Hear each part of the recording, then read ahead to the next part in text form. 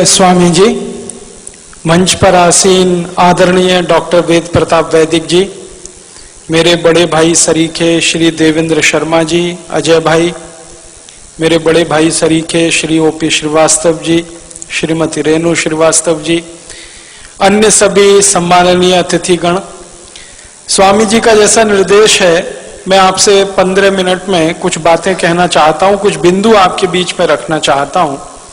स्वदेशी से स्वावलंबी भारत, ये बात हमें आजादी के 60 साल के बाद कहने की क्या जरूरत है, क्योंकि ये बात तो लोकमान्य तिलक आजादी के पहले कहा करते थे।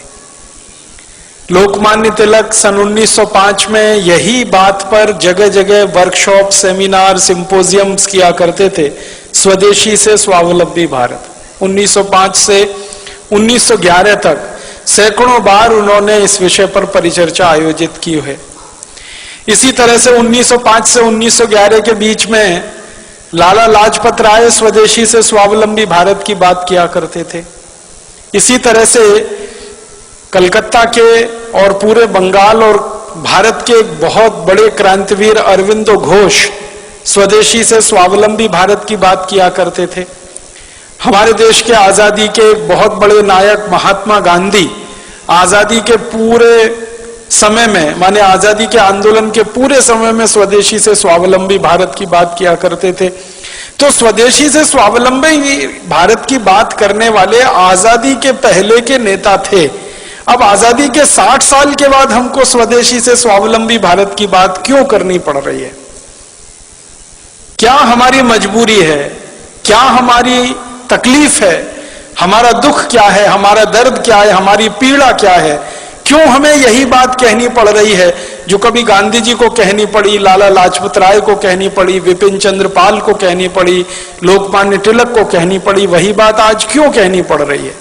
अब तो आजादी आ गई है, अब तो अंग्रेज चले गए हैं, अब तो ईस्ट इंडिया कंपनी भी नहीं है इस देश में, तब तो हम अंग्रेजों के गुलाम थे, ईस्ट इंडिया कंपनी के गुलाम थे, इसलिए हम स्वदेशी की बात करते थे। अब आजादी के 60 साल के बाद फिर स्वदेशी की बात क्यों करनी पड़ रही है?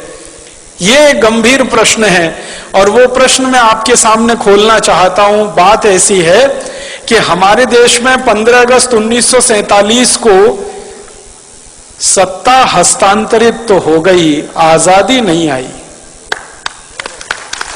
स्वतंत्रता नहीं आई इस देश में। 15 अगस्त 1947 को गोरे अंग्रेजों से काले अंग्रेजों को सत्ता का हस्तांतरण हो गया। स्वतंत्रता नहीं आई, आजादी नहीं आई, क्योंकि स्वतंत्रता का मतलब है अपने तंत्र में जीना, आजादी का मतलब है अपनी व्यवस्थाओं में जीना। स्वदेश माने अपने देश की व्यवस्थाओं में जीना, अपने तंत्र की व्यवस्थाओं में जीना, तब हम स्वतंत्रता की बात कर सकते हैं। लेकिन आजादी के 60 साल के बाद तो एक भी तंत्र ऐसा बना नहीं इस देश में जो अपना हो। जिस संसद से कानून पारित होते हैं वो संसद अंग्रेजों की बनाई हुई है, वो अपनी कहां है? ये गोल गुंबद जो शून्य जैसा है, ये तो अंग्रेजों का बनाया हुआ ढांचा है 1927 में, जिसको महात्मा गांधी ने बहुत कड़े शब्दों में कहा था कि बम लगा के उड़ा दो इसको। गांधी जी के शब्द हैं ये। संसद को उड़ा दो, राष्ट्रपति भवन को उड़ा दो, क्योंकि वो वायसराय का घर हुआ करता था, गुलामी का प्रतीक है। तो गांधी जी से किसी ने कहा कि बापू आप तो अहिंसा वाले आदमी हैं और आप कह रहे हैं इसको उड़ा दो, तो उन्होंने कहा गुलामी के प्रतीकों को संभाल कर नहीं रखा जाता। कोई देश दुनिया में ऐसा नहीं है जो अपनी गुलामी के दौर के प्रतीकों को साज कर, संवार कर, धोकर और पोंछ कर रखता। हमने रखा हुआ है। हमारा तंत्र जो संसद हमने बनाई है, दुर्भाग्य से जिसको हम संसदीय लोकतंत्र कहते हैं, ये तो अंग्रेजों का सिस्टम है पूरा का पूरा, जिसको इंग्लैंड में वेस्टमिनिस्टर सिस्टम कहा जाता है, उसको हमने दुर्भाग्य से पार्लियामेंट्री डेमोक्रेटिक सिस्टम कहना शुरू कर दिया, जो कहीं से भी पार्लियामेंट्री नहीं है और कहीं भी डेमोक्रेटिक नहीं। आजादी आई नहीं है, स्वतंत्रता मिली नहीं है, बस इतनी ही स्वतंत्रता और आजादी है जो मैं आपसे कह रहा था कि पहले गोरे अंग्रेजों का शासन चलता था, अब काले अंग्रेजों का शासन चलता है। व्यवस्थाएं सबकी सब वही हैं, कानून सबके सब वही हैं, नीतियां सबकी सब वही हैं, सब कुछ अंग्रेजों के जमाने का आज भी चल रहा है इस देश में। इसलिए हमको आज भारत स्वाभिमान की तरफ से स्वदेशी की बात फिर करनी पड़ रही है, क्योंकि सब कुछ अधूरा है 15 अगस्त 1947 के बाद। मैं आपको बहुत दुख के साथ एक बताना चाहता हूं, अंग्रेजों ने भारत को गुलाम बनाया और भारत जैसे 50 देशों को गुलाम बनाया। उनमें से कुछ देश हैं जैसे कनाडा है, ऑस्ट्रेलिया है, न्यूजीलैंड है, ये एक ग्रुप के देश हैं। भारत है, पाकिस्तान है, बांग्लादेश है, ये दूसरे ग्रुप के देश हैं। मॉरिशस है, श्रीलंका, ये तीसरे ग्रुप के देश हैं। ये ग्रुपिंग किस तरह की है? अंग्रेजों ने 3 तरह के देश गुलाम बना के रखे थे। एक देश को अंग्रेज कहा करते थे self governing colonies. Self governing colonies में ये था कनाडा, ऑस्ट्रेलिया, न्यूजीलैंड, ये अंग्रेजों का गुलाम था, लेकिन इनकी कैटेगरी थी सेल्फ गवर्निंग कॉलोनीज। माने वो देश कुछ कुछ अपने हित के कानून खुद भी बना सकते थे, लेकिन ज्यादा कानून अंग्रेज बनाते थे। दूसरे ग्रुप में श्रीलंका, मॉरिशस जैसे देश थे जिनको क्राउन कॉलोनीज कहा जाता था उस जमाने में। क्राउन कॉलोनीज में श्रीलंका था, मॉरिशस था, ये सूरीनाम वगैरह ये देश थे। और तीसरा था डिपेंडिंग कॉलोनीज, उनमें भारत, पाकिस्तान वगैरह वगैरह थे। डिपेंडिंग कॉलोनीज सबसे खराब गुलामी का ढांचा था, सबसे खराब गुलामी का। उसमें क्या होता था कि आपको अपने हाथों, अपने देश के लिए, अपनी व्यवस्थाओं के लिए कुछ भी करने का अधिकार ही नहीं है, सब कुछ अंग्रेजों के पास है, आप तो उनके पूरे डिपेंडेंट हैं। तो वो हम डिपेंडेंट अंग्रेजों के हो गए क्योंकि हमारे यहां गुलामी आ गई और वो हमारी कुछ छोटी मोटी गलतियों से आ गई। ईस्ट इंडिया कंपनी यहां व्यापार करने के लिए घुस गई। एक राजा था जहांगीर, उसने आगा न देखा न पीछा, लाइसेंस दे दिया व्यापार करने का। जैसे आजकल हमारे नेता विदेशी कंपनियों को व्यापार करने के लाइसेंस दे देते हैं थोड़े से पूंजी के लालच में कि विदेशी पूंजी आएगी, थोड़ी विदेशी पूंजी आएगी। इन मूर्ख नेताओं को यह नहीं मालूम है कि बाहर के बोतल के दिए हुए खून से कोई मरीज जिंदा नहीं बचता।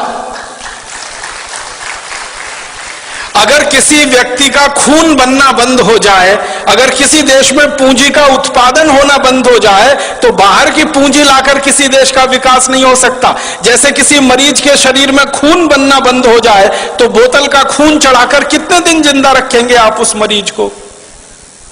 आखिर उसको आज नहीं तो कल अपना खून बनाना ही पड़ेगा, तभी वो जिंदा रहेगा। वैसे ही पूंजी की जरूरत है तो पूंजी उत्पादन का तरीका बढ़ाना पड़ेगा, बनाना पड़ेगा, न कि ये कि हम भीख मांग के हमेशा पूंजी लाएंगे। तो विदेशी पूंजी पर आधारित ये देश बनाने के चक्कर में सारे दरवाजे खोल दिए। आजादी मिलने के 50 साल भी पूरे नहीं हुए, सारे दरवाजे फिर खुल गए। फिर से विदेशी कंपनियों का स्वागत है, ग्लोबलाइजेशन है, लिबरलाइजेशन है, प्राइवेटाइजेशन है, हजारों कंपनियों को बुलाया जा रहा है। हर एक क्षेत्र में उनको व्यापार करने का लाइसेंस दिया जा रहा है। जिन जिन क्षेत्रों में हम व्यापार करते थे अच्छा, वहां भी उनको बुलाया जा रहा है। पानी बेचने के लिए विदेशी कंपनियां आ गई, आलू का चिप्स बेचने के लिए आ गई, टमाटर की चटनी बेचने के लिए आ गई, आम का अचार बेचने के लिए विदेशी कंपनियां आ गई, डबल रोटी, पाव रोटी बेचने के लिए, अंडरवियर, बनियान बेचने के लिए विदेशी कंपनियां, क्रीम पाउडर, लिपस्टिक बेचने के लिए विदेशी कंपनियां। साधारण सी छोटी छोटी चीजों से लेकर हर बड़ी चीज तक सब कुछ विदेशी बेचेंगे इस देश में, ऐसा माहौल बनाया जा रहा है।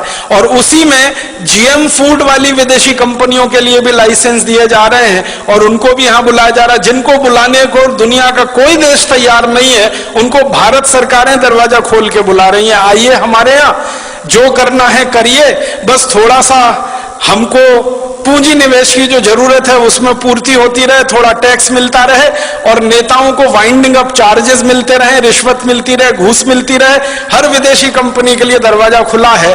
ऐसा लगता है कि भारत कोई खैराती धर्मशाला हो गया है जिसमें हर एक के लिए दरवाजा खुला है, सबको बुलने आने की खुली छूट है। अभी थोड़े दिन पहले हम जिनको भगा रहे थे भारत छोड़ो, अब उनको बुला रहे हैं वापस आओ। 1942 में महात्मा गांधी का नारा था इस देश में, क्रांतिकारियों का नारा था क्विट इंडिया, छोड़ो भारत। अब हमारे देश के प्रधानमंत्री और मुख्यमंत्रियों का नारा है निट इंडिया, वापस आओ, KNIT, फिर जुड़ जाओ हमारे देश से। तो इतनी बेशर्म हमारे देश में नेतागिरी आई है, क्योंकि मैंने पहले ही कहा कि ये गोरे अंग्रेजों की जगह काले अंग्रेजों ने ले ली है। दिल दिमाग उनका वैसे ही चलता है जैसे अंग्रेजों का चलता था। आज हमारा देश दुर्भाग्य से पूरा का पूरा खतरे में है, क्योंकि ऐसे नेता देश में कुर्सी पर काबिज हैं जो हर क्षेत्र में विदेशी कंपनियों को बुला रहे हैं।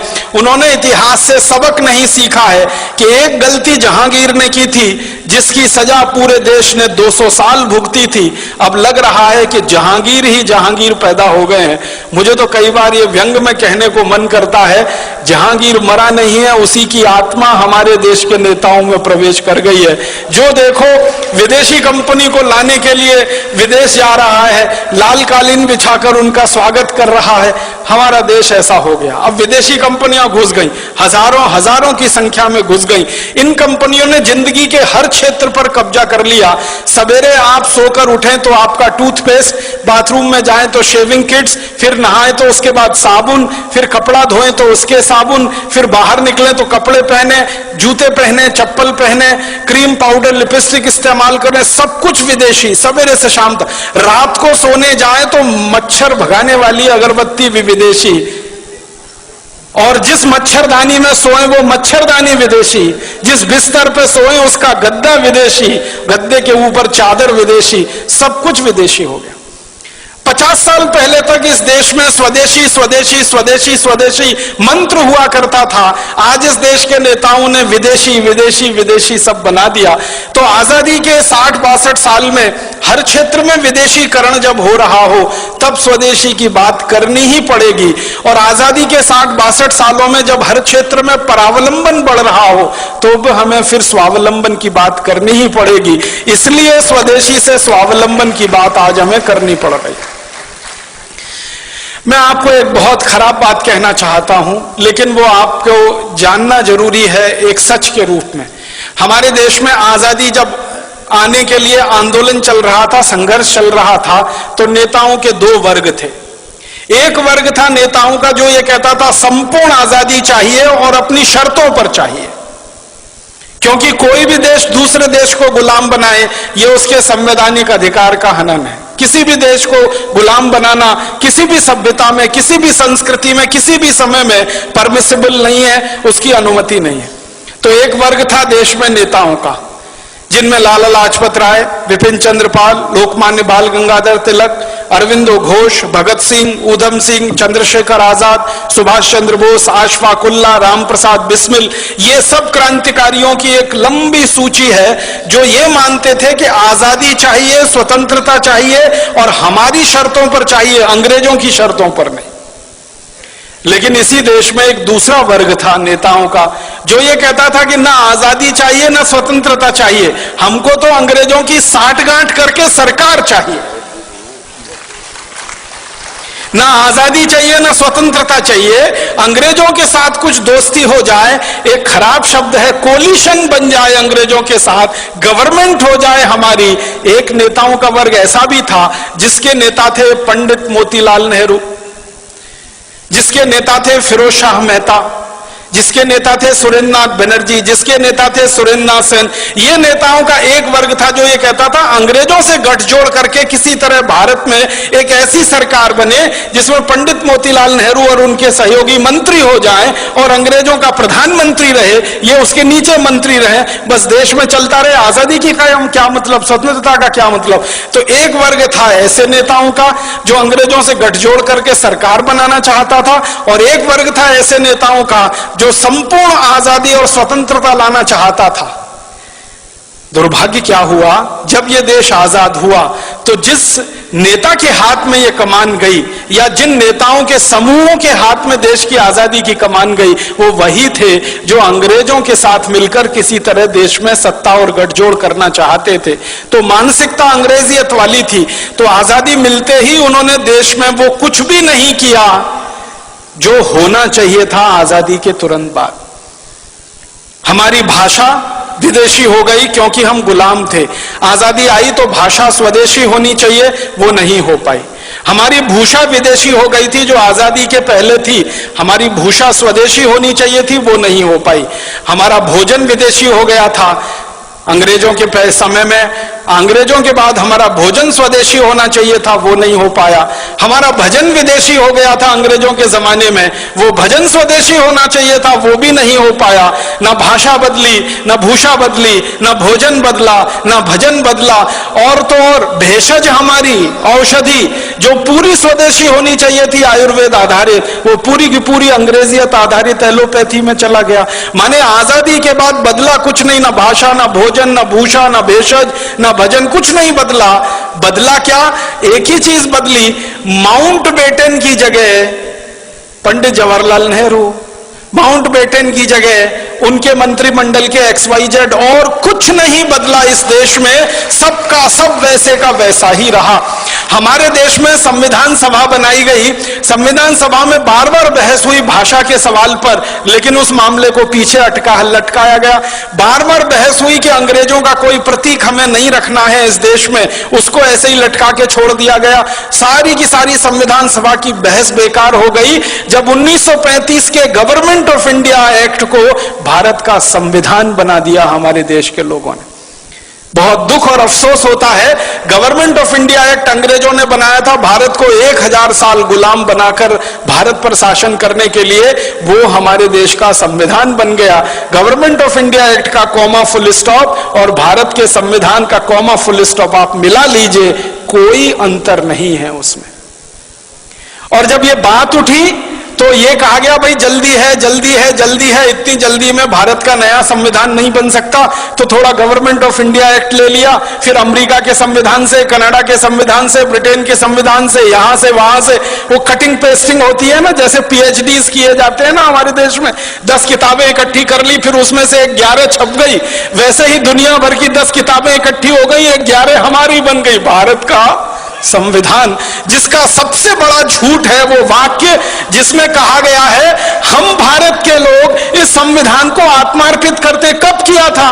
कोई बता दे मुझे, भारत के लोगों ने उसको आत्मार्पित? संविधान सभा के कुछ नेताओं ने उसको आत्मार्पित कर लिया, तो वो भारत के लोगों ने आत्मार्पित कर लिया, ये कैसे कह सकते हैं? कभी रेफरेंडम करा के देख ले इस देश में, कब किया था हमने आत्मार्पित उस संविधान? कानून अंग्रेजों ने बनाए 34,735 हिंदुस्तान को गुलाम बनाने के लिए, सारे के सारे कानून बिना कॉमा फुल स्टॉप के आज भी चल रहे हैं। इंडियन पुलिस एक्ट अंग्रेजों का बनाया हुआ, इंडियन सिविल सर्विसेज एक्ट अंग्रेजों का बनाया हुआ, इंडियन पीनल कोड अंग्रेजों का बनाया हुआ, क्रिमिनल प्रोसीजर कोड अंग्रेजों का बनाया हुआ, सिविल प्रोसीजर कोड अंग्रेजों का बनाया हुआ, और तो और इंडियन एविडेंस एक्ट अंग्रेजों का बनाया हुआ, इंडियन सिटीजनशिप एक्ट। हम भारत के नागरिक हैं नहीं है, ये भी अंग्रेज तय करके गए हैं। उस कानून के आधार पर हम भारत की नागरिकता पाते हैं या नागरिक हो पाते हैं। कानून वैसे ही है, भाषा वैसी है, शिक्षा पूरी की पूरी जो अंग्रेज छोड़कर गए थे वही की वही है, स्वास्थ्य व्यवस्था, चिकित्सा व्यवस्था जो अंग्रेज छोड़कर गए थे वही की वही है। हमारे देश की एक भी व्यवस्था नहीं बदली है सिवाय एक नाम बदलने के, कि जहां पहले माउंटबेटन का नाम होता था, कर्जन का नाम होता था, लिलिथगो का नाम होता था, वॉरेन हेस्टिंग्स का नाम था, क्लाइव का नाम था, वहां पर अब हमारे हिंदुस्तान के कुछ देशी नाम आ गए, व्यवस्था सब की सब वही है। और तो और मैं आपको एक शर्म की बात बता रहा हूं, आजादी मिलने के 50 साल बाद तक हिंदुस्तान की संसद में बजट शाम को पेश होता था, शाम को 5 बजे। आजादी मिलने के 50 साल बाद तक। क्यों? जब हमारी संसद में शाम के 5 बजते हैं तो लंदन की संसद में सवेरे के 11:30 बजते हैं। ब्रिटिश संसद में सवेरे 11:30 बजे किसी को सुनना हो बजट तो अंग्रेज सुन सके, इसके लिए आजादी मिलने के 50 साल बाद तक, सन 1997 तक बजट शाम को 5 बजे आता रहा। इतनी गुलामी में यह देश रहा है, इतनी गुलामी। अंग्रेजों ने वंदे मातरम को बैन कर दिया था हमारे देश में। आजादी मिलने के 50 साल बाद तक हमारे देश की संसद में वंदे मातरम नहीं गाया जा सका। ये शर्म की बातें हैं हम सबके लिए। तो इसलिए हमारा मानना है, कम से कम मेरा तो मानना है, आजादी आई नहीं है, स्वतंत्र कम से कम मेरा तो मानना है, आजादी आई नहीं है, स्वतंत्रता मिली नहीं है, सत्ता का हस्तांतरण हो गया, गोरे अंग्रेज चले गए, काले अंग्रेज आ गए, देश वैसे ही चल रहा है, व्यवस्था वैसे ही चल रही है। इसलिए न किसानों की हालत सुधरती है, न मजदूरों की हालत सुधरती है, न गरीबों की हालत सुधरती है, न मजलूमों की हालत सुधरती है, क्योंकि ये व्यवस्था जो आज चल रही है ये तो अंग्रेजों ने बनाई थी लूट के लिए, खसोट के लिए, बर्बादी के लिए। आजादी मिलने के बाद अगर व्यवस्था वही चलेगी और आप ये कहो लूट ना हो, तब तो ये होने वाला नहीं है। लूट तो इस व्यवस्था का मुख्य आधार है। पहले अंग्रेज लूटते थे, अब हमारे ही काले अंग्रेज लूटते हैं इस देश को। पहले अंग्रेज लूटते थे इस देश को और लाखों करोड़ों रुपया लंदन लेके जाते थे। एक अंग्रेज का जानकारी देके मैं खत्म कर रहा हूं। रॉबर्ट क्लाइव नाम का एक अंग्रेज था, हिंदुस्तान आया, बंगाल का राजा बन गया, गवर्नर हो गया, लूटना शुरू किया उसने। कलकत्ता नाम के शहर को 7-8 साल लूटा। लूटने के बाद सारा माल लेके लंदन गया। ब्रिटिश पार्लियामेंट में उसकी शिकायत हो गई। कई लोगों ने उसकी शिकायत की कि इसने बहुत अत्याचार किए हैं भारत में और लूट मचाई है, तो उसके खिलाफ मुकदमा चला। वो अंग्रेजों का पहला और आखिरी अधिकारी था जिसके खिलाफ मुकदमा ब्रिटिश पार्लियामेंट में चला। तो एमपीस कुछ खड़े हो गए और उससे पूछने लगे, भाई तुमने क्या लूटा है, कितना लूटा है? तो कहता है कि मैंने जितना भी लूटा है उसका आकलन तो नहीं किया है, लेकिन भारत से लाने के लिए पानी के मुझे 900 जहाज लगे, 900 शिप्स भर के मैं सोना चांदी हीरा जवाहरात कलकत्ता से लूट कर लाया। तो फिर एक अंग्रेज पूछता इसका वैल्यू बताओ, तो कहता है रफली 1000 मिलियन स्टर्लिंग पाउंड्स। एक अंग्रेज इतना लूट के ले गया, लंदन में उसने जमा कर लिया। तो ये तो अंग्रेज था जो विदेश से आया और हिंदुस्तान को लूट कर ले गया।